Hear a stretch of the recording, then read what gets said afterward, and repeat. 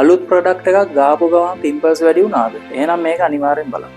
ඇක්නි පර්ජින් කියන්නේ ස්කින් සෙල් ටර්නෝවර් එක වැඩි කරන ඇක්ටිව් ඉන්ග්‍රීඩියන්ට් එකක් නිසා දැනටමත් ස්කින් එක ඇතුලේ ෆෝම් වෙමින් තිබුණු ක්ලොග්ඩ් පෝස් ඉක්මනින් සර්ෆේස් එකට එන එක. පර්ජින් ඇති කරන්න වැඩිම හැකියාවක් තියෙන්නේ රෙටිනොයිඩ්ස් වලට. ඒ කියන්නේ රෙටිනෝල්, රෙටිනල්, ඇඩපලින් සහ ට්‍රෙටිනොයින් වැනි ඉන්ග්‍රීඩියන්ට්ස්.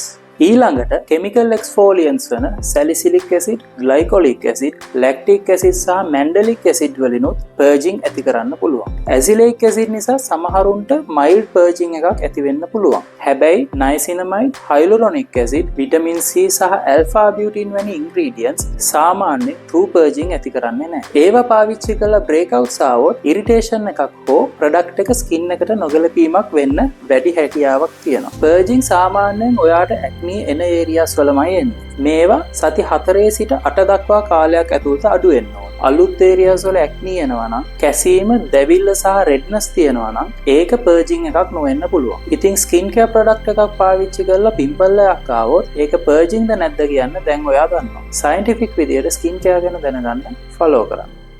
I'm Dr. Dula.